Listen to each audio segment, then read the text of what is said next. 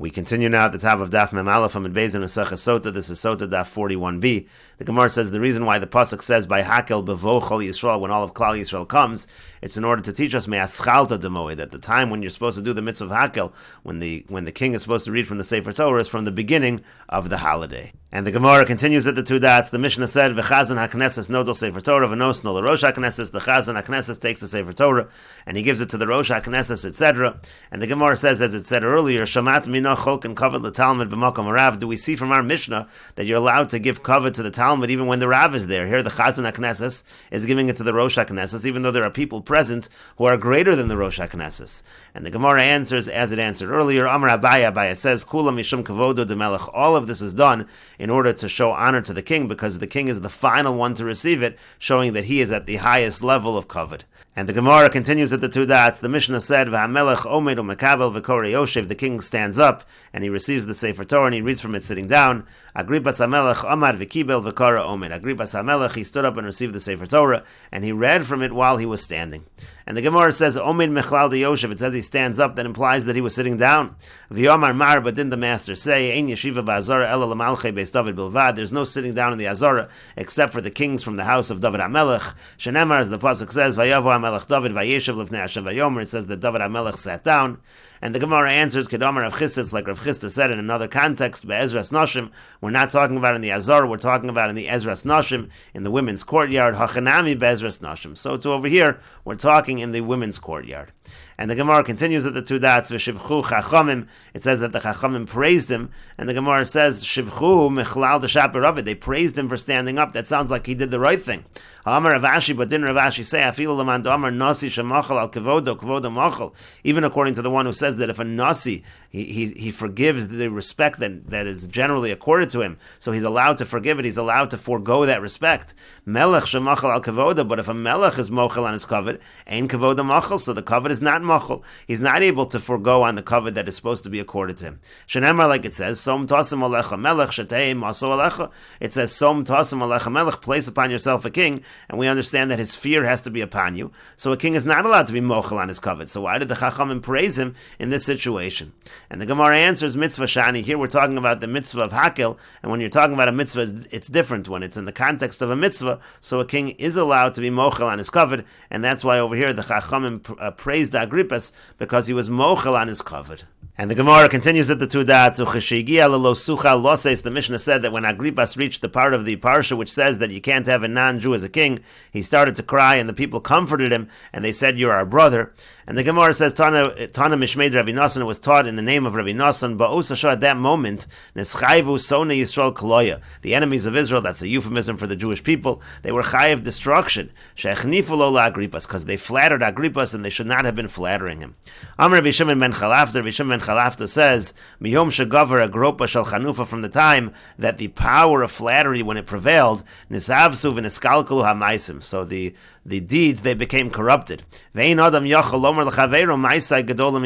person can't say to his friend, my deeds are greater than yours, because there's too much flattery in the world. Everyone's flattering one another, and that is not a good thing. And the Gemara continues, Darash Rav Yehuda bar Ma'arav v'itema Rav Shimon ben Pazi. Rav Yehuda bar Ma'arav, and some say Rav Shimon ben Pazi darshaned, mutter lahachnef l'rashoim b'olam hazeh. It's mutter to flatter wicked people in this world. Shenemar, like the pasuk says, this pasuk is concerning the future. It says, Lo yikari od l'novel nadiv u'lechilu l'yom arshur. They're not going to call somebody who is a despicable person, they're not going to call him a generous, a good person. Mechlal deva olam hazeh shari. That implies that in the future there's not going to be flattery, but it implies that b'olam hazeh, in this world, it is permitted. Rabbi Shimon ben Lakish Amar Mehacher. Rabbi Shimon ben Lakish says we can learn it from here, from the following pasuk. This is when Yaakov said to Esav, Keros Panei Elokim v'atertzeini, seeing you is like seeing the face of God. So you see that Yaakov was flattering Esav. But the Gemara says Upligo de Rabbi Levi, but this argues with Rabbi Levi. The Amar Rabbi Levi, because Rabbi Levi said Mashal shal Yaakov v'Esav l'mahad davar domer. What's a mashal to this encounter between Yaakov and Esav? What's it comparable to? La'adam shazimen es chaveiro v'hikar boshem avakesh lahargo. It's comparable to a a person who invites his friend and then he realizes the person wants to kill him. So Amar Lo, so he says to him, Tam tavshil zeh shanitoim, this cooked food that I'm tasting, it tastes ketavshil shatamti bebeis hamelech. It tastes like the same thing that I tasted in the house of the king. So Amar, so then the person says to himself, Yada be malka mistafi velo katale. He says, oh, this person knows the king. He becomes afraid and he doesn't want to kill him. And so the same thing over here, Yaakov says to Esav, it's like seeing the face of God, like the face of angels. This is a way of saying that he is in communication, so to speak, with God. He knows the king, and therefore Esav will not want to kill him.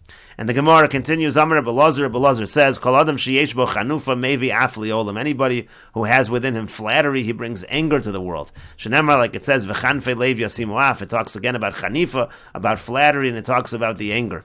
V'lo, not only that, Ela she'in tfilaso nishmas, his prayer is not listened to. Shenemar, like the pasuk says, Lo yeshavu ki asaram. Again, that's the same pasuk goes on to say that their prayers are not going to be answered. And Rashi explains, Nisavsu hadinim, the judgments become corrupted. The Bach actually took out the word dinim, but in any case, shechnifu hadayonim espali hadin. The point over here is that the judges, they flatter the litigants. V'niskalkalu hamaisim, and the deeds become corrupted. Shagadolim ro over avera v'lomichu biyadim nechanufa, because people see people doing averas, but they don't protest because of flattery. Ve'in adam sheyachol lomer lechaveru ma'isa gadolim imasecha. A person can't say to his friend, my deeds are greater than yours. Shemitoch shalomichu over avera, since nobody's protesting, and those who do averos lamdu hadoros as masayim and imsakulan over it. So everybody learns from them, and everybody transgresses lakili. So then it says that they no longer in the future they won't call the kili a noble person. What's a kili? Lashon kalsa nafshi shemisavalistos yayin tadir. It's somebody who's constantly desiring to drink wine. He's an alcoholic. So the point is, again, in the future they're not going to flatter these people, but nowadays it would be permitted. Upliga hader reish lakish damar lachnifo leisav niskavein lomar lo risi panach keros penei. So then the Gemara said this statement of Reish Lakish, who said that Yaakov was flattering Esav, Pligad Rabbi Levi, it's arguing on Rabbi Levi, because Rabbi Levi says it wasn't to flatter him, was rather to scare him, to let him know that he regularly sees angels. Lo yashu ki asara means when Yisurim, when afflictions come upon them, so lo yoilum shoa, so it's not going to help when they pray, their prayers are not going to be listened to. And the Gemara continues at the two dots. V'yomer Rabbi Elazar, and Rabbi Elazar says, Kol adam sheyesh bo chanuf, any person who has flattery, afilu ubrin shebemei imon, even the fetuses in their mother's wombs, mekalin oso, they curse this individual. Shenemar, as the pasuk says, Omer l'rosha tzadik ato yikvu amim yizamuhu le'umim. And so the Gemara understands the pasuk to mean ve'ein kovel klala. When it says yikvu amim, it refers to a curse. Shenemar lo kaboel, that word is used in another context and it means curse. Ve'ein le'um el ubrin. And when it says over here le'umim, which means nations, we understand that, we darshan that to mean ubrin, we understand that to mean the fetuses. Shenemar, like the pasuk says, u'la'om milom yemotz, and that refers to Yaakov and Esav in the womb. And so therefore the idea is, again, even the fetuses in the wombs of their mothers, they curse a person who flatters others, who flatters those who are sinners. And the Gemara continues, V'yomer Rabbi Elazar, and Rabbi Elazar says, Kol adam sheyesh b'chanuf, any person who has flattery, nofil b'gehenim, he will descend to Gehenim. Shenemar, as the pasuk says, Hoyomrim l'ratov, u'latov rav. Gomer talks about those who say that which is evil, they say it's good, they're flatterers. Maksiv acharav, what does the pasuk say after that? What's written after? The pasuk in Yeshaya says, Lochen kechol kash l'shonesh v'chashash l'hava yirpeh. It talks about the burning of the straw and the stubble, and that's a reference to Gehenim. And the Gemara continues, V'yomer Rabbi Elazar, and Rabbi Elazar says, Kol hamachnef l'chaveru, anyone who flatters his friends, sof nofel biyado, in the end, he will fall in his hands. V'imeno nofel biyado, and if he doesn't fall in his hands, nofel biyad bonav, he will fall in the hands of his sons. V'imeno nofel biyad bonav, if he doesn't fall in the hands of his sons, nofel biyad ben beno, he will fall in the hands of the son of his son. Shenemar, as the pasuk says, Vayomer Yirmiyah l'Chananya, Yirmiyah said to Chananya, Chananya was a false prophet. He said, Amen, Kenyas Hashem Yokim Hashem es devarcha. It's considered, he says, so should Hashem do. That's considered like a form of flattery of Chananya, who was a false prophet.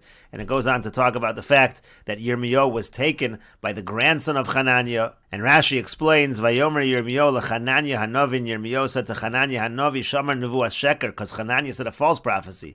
Al Golos Yechanya Uchlei HaKodesh Agalu Imo Ba'och Nasayim Yomim Ani Meshivim El HaMakom Hazeh. He talked about everything that was going to return, and Yirmiyah said, Amen Kenyasa Hashem. He said, so should it be. So Chanufizu, that was actually a form of flattery, Shahaya Lo Lomar Behed Yesheker Atonibe, because really Yirmiyah should have responded explicitly that you're prophesizing falsely, and we will continue with this discussion in the next video on Daf Membei's Amud Aleph.